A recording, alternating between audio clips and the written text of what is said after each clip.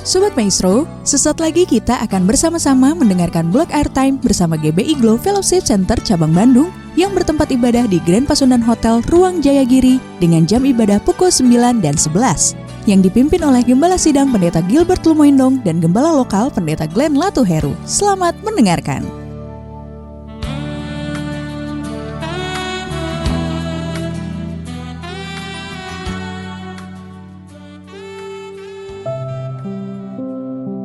Shalom, selamat malam Sobat Maestro yang dikasihi dalam Tuhan.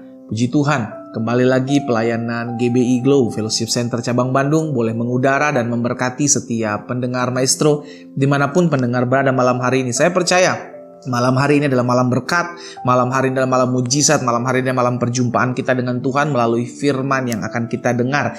Puji Tuhan, malam hari ini masih bersama saya, Pendeta Glenn Latuheru, yang oleh anugerah Tuhan masih boleh terus menyampaikan kebenaran firman Tuhan yang kita akan pelajari sama-sama malam hari ini. Yang saya percaya betul, saudaraku, di mana ada kebenaran, di sana akan timbul damai sejahtera. Di mana ada kebenaran, maka di sana akan ada kemerdekaan. Karena itu, pastikan malam hari ini kita menerima kebenaran yang sejati dari firman Tuhan. Malam hari ini kita siapkan hati kita mau menerima yang baik, yang dahsyat, yang luar biasa, yang pastinya akan mengubahkan kehidupan kita. Karena saya tahu dan saya percaya bahwa firman Kristus akan mengubahkan hidup kita. Firman Kristus itulah yang akan membersihkan setiap kelakuan-kelakuan buruk, karakter-karakter buruk kita, yang pada akhirnya kita menjadi serupa dan segambar dengan Kristus. Puji Tuhan, Sobat Maestro yang dikasihi dalam Tuhan, kita akan belajar sama-sama kebenaran firman Tuhan malam hari ini.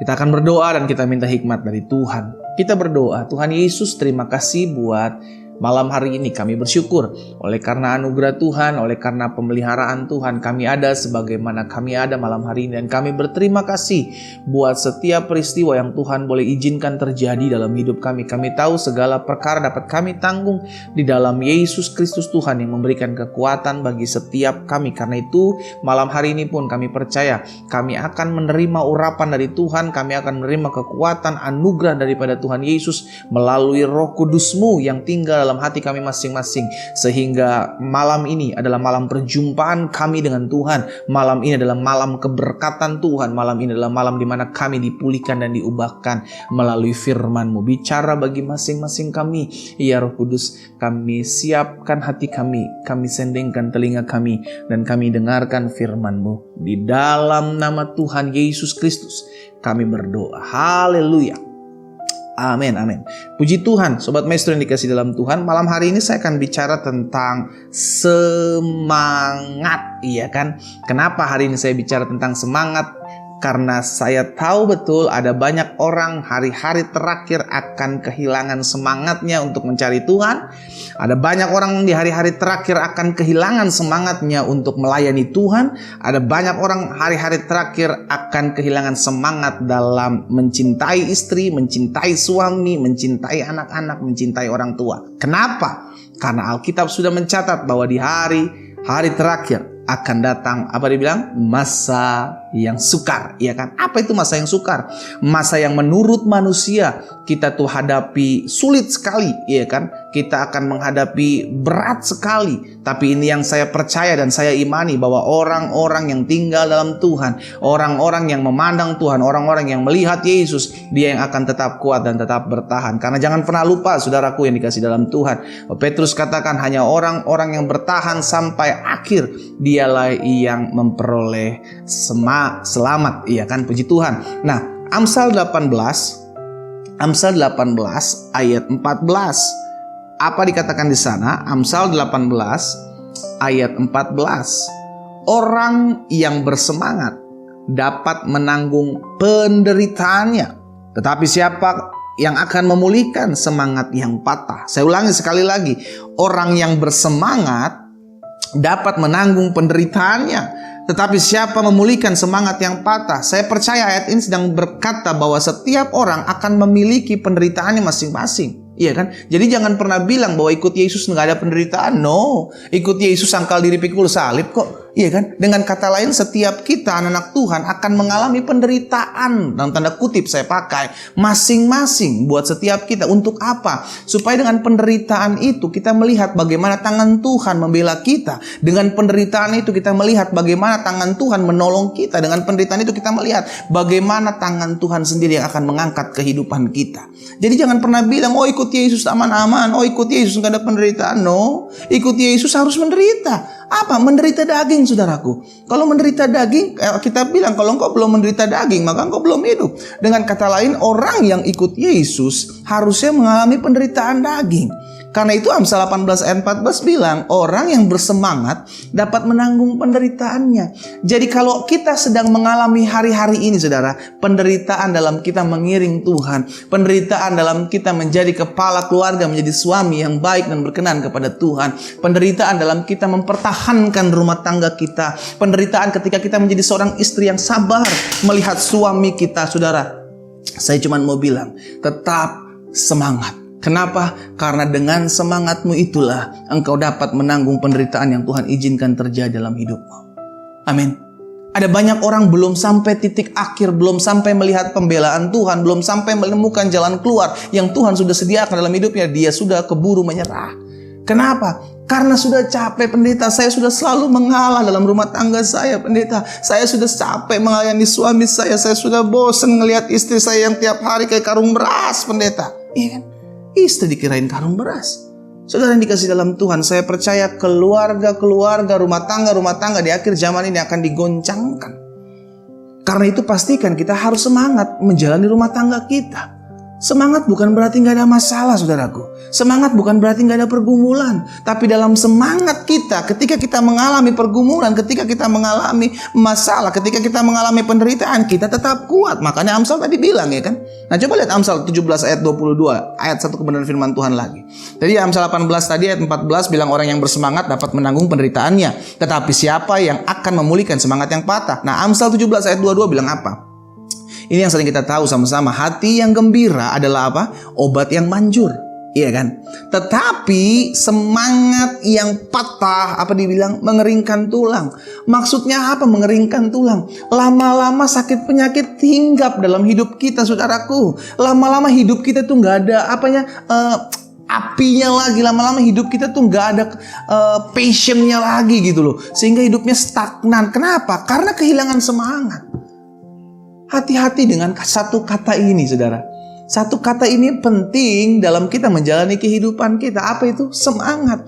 Dengan semangat orang dapat menanggung penderitaannya. Dengan semangat dia tetap bisa kuat berjalan di tengah-tengah masalah. Dengan semangat kok. Iya kan? Intinya begini, kalau kita memiliki semangat, kita memiliki kemampuan, kita memiliki kesanggupan, dalam hidup kita saya percaya engkau dapat menanggung penderitaanmu. Jangan pernah berpikir ikut Yesus engkau tidak memiliki penderitaan, saudaraku. Ada banyak orang yang mungkin hari ini malam ini sedang mendengarkan siaran ini, sedang mengalami penderitaan.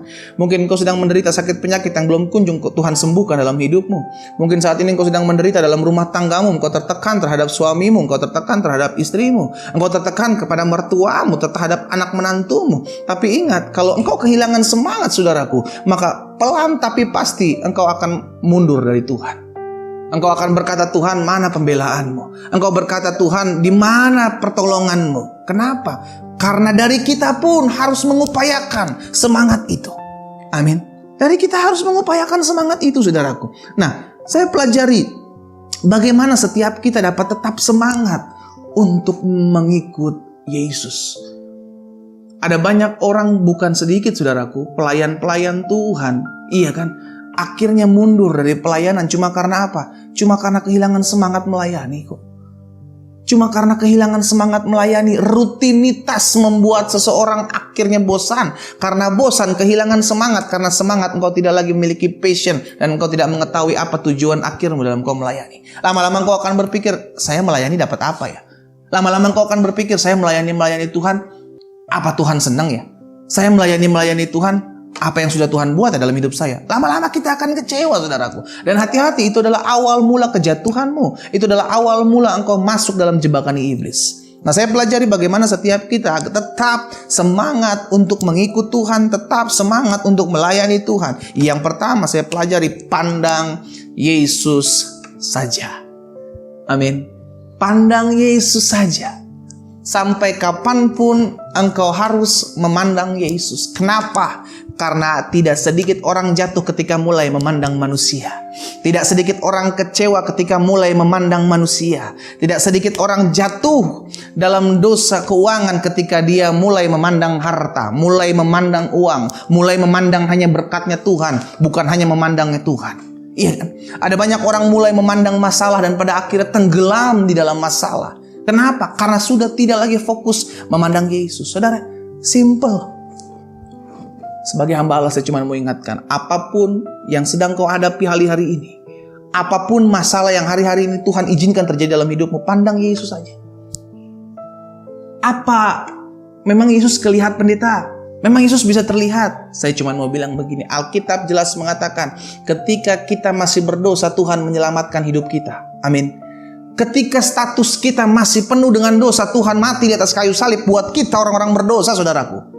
Apalagi saat ini, ketika Tuhan sudah mengangkat kita, mengubah status kita dari budak menjadi hamba, menjadi budak dosa menjadi hamba kebenaran, dari budak menjadi anak Allah. Masakan kita tidak mau diselamatkan, masakan kita tidak mau ditolong, masakan kita tidak mau dibela, karena kita hari-hari ini adalah anak Allah.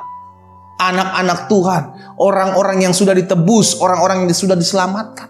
Memang kita tidak bisa melihat Tuhan, saudaraku. Kalau saya bilang pandang Yesus, bukan berarti kita melihat Yesus. Mana Yesus? Bukan. Tapi bagaimana hati kita tertuju kepada Tuhan.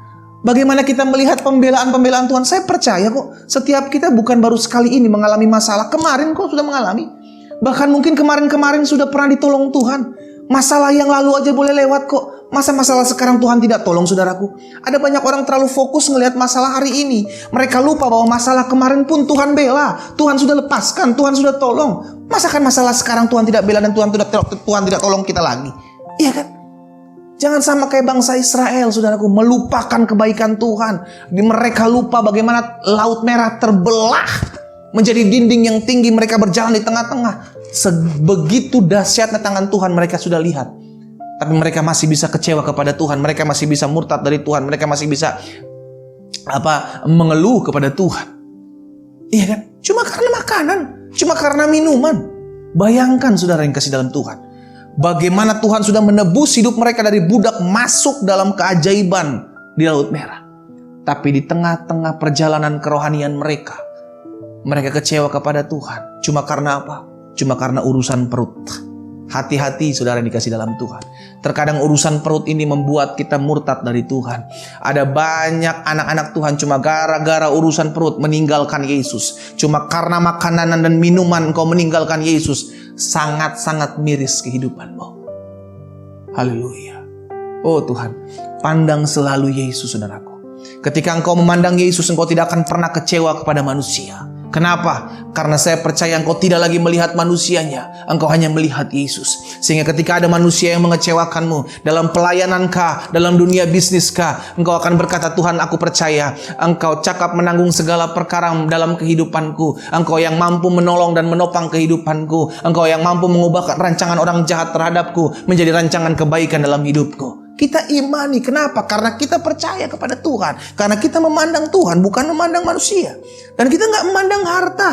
Kenapa? Kalau kita pandang harta, ketika Tuhan proses harta kita sama seperti Ayub, maka kita bukan jadi seperti Ayub, kita akan menjadi seperti istrinya Ayub. Kita akan pergi meninggalkan Tuhan dan mengutuk Allah kita. Tapi jadilah seperti Ayub yang ketika diproses, dihabiskan semuanya, bahkan harta bendanya. Apa Ayub katakan?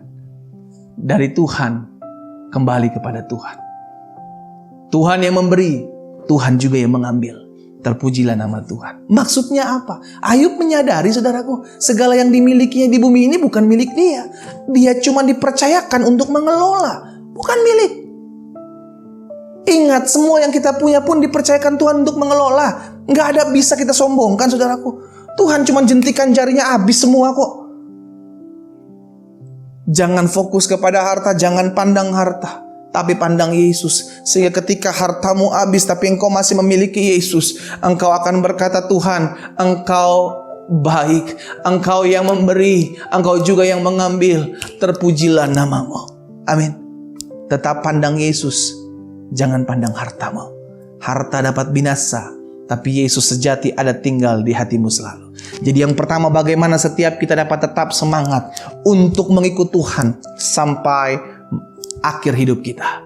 Pandang Yesus saja. Saudara, saya percaya firman Tuhan, orang yang memandang Tuhan tidak akan pernah dikecewakan, saudaraku.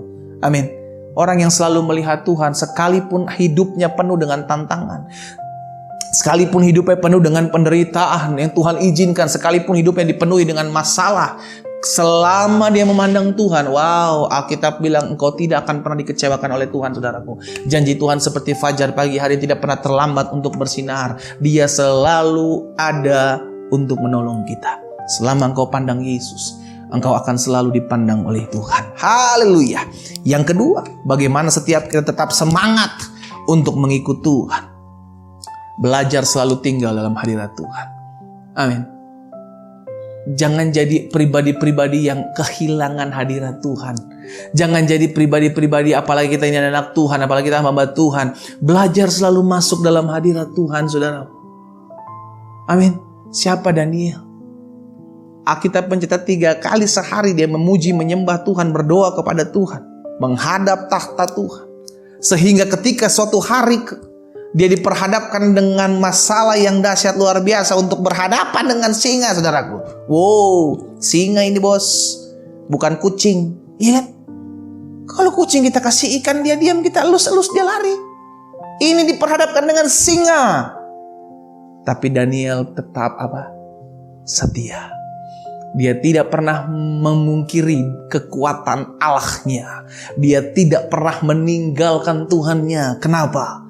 Karena dia tahu kalau Tuhan bisa membela kehidupannya. Amin. Orang yang sering tinggal dalam hadirat Tuhan, dia akan mendapatkan kekuatan. Orang yang sering tinggal dalam hadirat Tuhan, dia akan mendapatkan semangat berapi-api. Kenapa? Karena roh Tuhan tinggal dalam kehidupannya. Yang kedua, bagaimana setiap kita tetap semangat untuk ikut Tuhan. Belajar untuk selalu tinggal dalam hadirat Tuhan. Siapa Daud?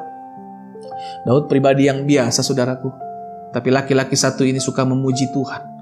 Makanya banyak tertulis mazmur-mazmur yang ditulis oleh beliau. Iya kan? Dia memuji Tuhan. Bahkan ketika dia memuji menyembah Tuhan dengan kecapi, setan kabur. Iya kan? Nah, ini yang saya mau bilang. Orang kalau tinggal dalam hadirat Tuhan, dia akan mengalami kedahsyatan kuasa Spirit Tuhan, saudaraku. Roh Tuhan berdaulat, roh Tuhan berkuasa atas kehidupannya. Kenapa? Karena tinggal dalam hadirat Tuhan. Bahkan ketika dia dikejar-kejar oleh Saul, itu masalah yang berat dalam kehidupannya. Dari satu gunung ke gunung yang lain dia bersembunyi. Dari goa satu ke goa yang lain dia bersembunyi. Dari tempat persembunyian satu ke tempat persembunyian yang lain dia bersembunyi. Cuma karena dikejar-kejar oleh Saul. Apakah Daud tidak bisa membalas? Apakah Daud tidak bisa membunuh Saul? Bisa. Tapi karena Daud tahu, dia tidak mau mengorek, dia tidak mau mengusik orang yang diurapi Tuhan. Kenapa Daud tahu? Padahal Daud punya alasan. Dia kejar-kejar saya bisa bunuh dia. Karena Daud selalu diam di hadirat Tuhan. Saudara yang dikasih dalam Tuhan, ada banyak orang cuma kehilangan semangat cari Tuhan, cuma kehilangan sukacita, kehilangan semangat, kehilangan api, kehilangan passion untuk melayani Tuhan, untuk tetap terus mengikut Tuhan dengan setia. Cuma karena apa? Cuma karena tidak pernah diam di hadirat Tuhan. Ingat cerita Marta dan Maria, saudaraku. Marta terlalu menyibukkan dirinya. Tidak salah menjadi Marta, dia melayani Tuhan.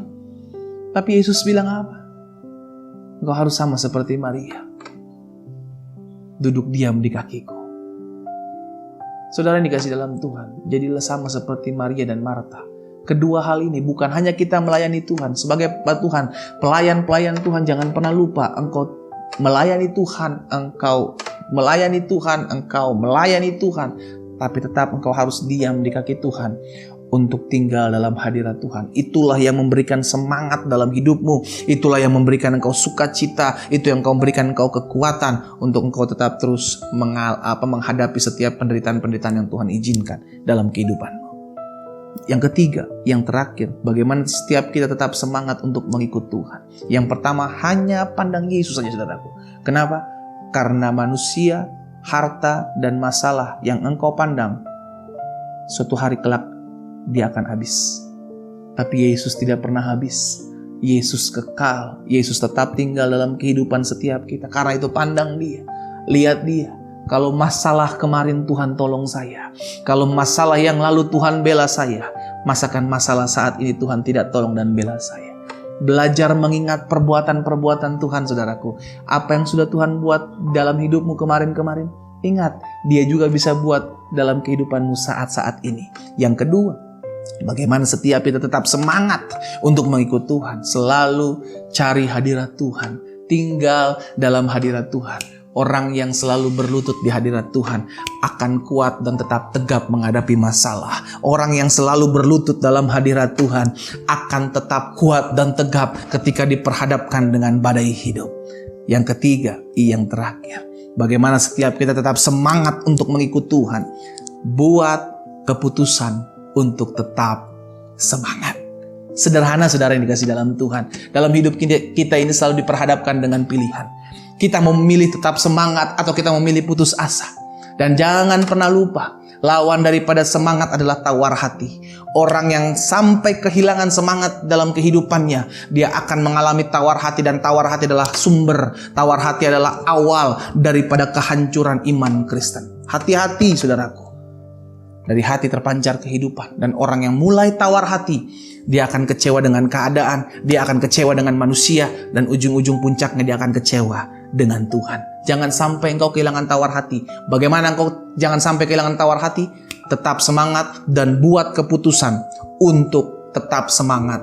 Karena hidup ini adalah keputusan untuk engkau mengambil sebuah pilihan bahwa saya harus semangat. Sekalipun masalah, sekalipun pergumulan, sekalipun tantangan saya harus hadapi, saya tetap ambil keputusan ini. Saya mau semangat. Kenapa kita perlu semangat? Karena dengan semangat kita dapat menanggung penderitaan kita. Amin. Dengan semangat kita dapat mencegah pengeroposan tulang. Iya kan? Tetapi semangat yang patah mengeringkan tulang, Alkitab bilang. Dan Yesaya 40 ayat 29. Ayat yang terakhir yang kita akan baca sama-sama. Ia memberi kelegaan. Ia memberi kekuatan kepada yang lelah dan menambah semangat kepada yang tidak berdaya. Kalau hari-hari ini saudaraku engkau sedang mengalami ketidakberdayaan. Kalau hari-hari ini engkau pendengar Maestro, Radio Maestro tempat ini yang mendengar siaran malam hari ini, engkau sedang kehilangan semangatmu untuk ikut Tuhan. Kalau hari-hari ini engkau sedang kehilangan semangatmu untuk berumah tangga dengan suamimu, dengan istrimu. Kalau hari-hari ini engkau sedang kehilangan semangat untuk mencari Tuhan, buat keputusan yang baru. Hari ini saya mau tetap bersemangat untuk tetap mencari Tuhan, untuk tetap mempertahankan rumah tangga saya. Karena saya tahu ada pembelaan Tuhan, ada pertolongan Tuhan, dan Tuhanlah yang memberikan semangat kepada saya. Tuhan yang memberikan kekuatan kepada saya, sehingga saya dapat berkata, dengan Tuhan Yesus saya cakap menanggung segala perkara. Saudara yang dikasih dalam Tuhan, 3 hal ini saya bagikan buat setiap kita, bagaimana setiap kita tetap semangat untuk mengikut Tuhan. Karena jangan pernah lupa, akan banyak kesulitan yang anak-anak Tuhan akan hadapi di muka bumi ini. Kenapa? Karena bumi bukanlah rumah kita. Bumi bukanlah tempat tinggal akhir kita. Karena itu ketika engkau diperhadapkan dengan keadaan susah, keadaan sulit, penderitaan, jangan pernah kehilangan semangatmu. Karena besar upah yang menantimu. Tetap semangat. Tetap cari Tuhan, tetap melayani Tuhan, tetap hidup bersukacita, dan buat keputusan bahwa saya harus tetap semangat untuk mengikut Tuhan. Kita berdoa. Bapa, dalam nama Yesus, malam hari ini hamba bersyukur apa yang Tuhan taruh dalam hati hamba sampaikan kepada pendengar Radio Maestro malam hari ini. Hamba percaya setiap mereka yang mendengarkan siaran malam hari ini diberikan kekuatan, kesanggupan, kemampuan untuk tetap memiliki semangat, untuk tetap terus semangat menghadapi setiap penderitaan yang ada. Karena itu hamba berdoa ya Bapa, di dalam nama Yesus, berikan mereka kekuatan, kesanggupan untuk tetap terus memandang Tuhan, bukan memandang masalah. Memandang Tuhan bukan memandang manusia, memandang Tuhan dan bukan memandang harta. Hamba berdoa sehingga mereka tetap terus melihat bagaimana tangan Tuhan menopang hidup mereka. Hamba berdoa juga Tuhan, sehingga mereka tetap hidup dan tinggal dalam hadirat Tuhan. Karena kami percaya hanya dalam hadirat Tuhan kami boleh menemukan kekuatan daripada Tuhan. Dan biarlah setiap hari hamba berdoa untuk setiap mereka pendengar Radio Maestro ini mengambil keputusan untuk tetap semangat sampai pada akhirnya. Di dalam nama Tuhan Yesus, hamba berdoa juga ya Bapa, buat setiap mereka yang sedang sakit, di rumah-rumah sakit maupun di rumah mereka masing-masing yang mendengarkan siaran malam hari ini, hamba berdoa dalam nama Yesus Tuhan. Allah anugerahkan semangat, Allah anugerahkan kekuatan bagi mereka. Sehingga dengan semangat mereka tetap terus berjuang untuk melihat mujizat yang daripada Tuhan. Terima kasih Bapa yang baik. Hamba menyerahkan Radio Maestro ini ke dalam tangan Tuhan yang kuat. Tuhan memberkati, Tuhan mengurapi, Tuhan menyertai. Sehingga radio ini tetap terus Tuhan pakai untuk menjadi alat perpanjangan tangan Tuhan, untuk memuliakan nama Tuhan. Owner, staff-staff yang ada, bahkan announcer malam hari ini Tuhan memberkati. Kami bersyukur buat malam hari ini Tuhan. Meteraikan firman-Mu dalam hati setiap kami. Di dalam nama Tuhan Yesus Kristus hamba berdoa. Haleluya. Amin, amin.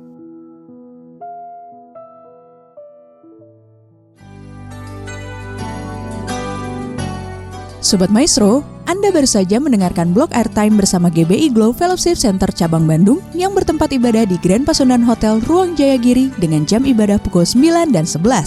Yang dipimpin oleh Gembala Sidang Pendeta Gilbert Lumoindong dan Gembala Lokal Pendeta Glenn Latuheru. Untuk informasi, doa dan konseling dapat menghubungi Pendeta Glenn Latuheru di nomor 0813 5607 8506. Terima kasih atas kebersamaan Anda dan Tuhan Yesus memberkati.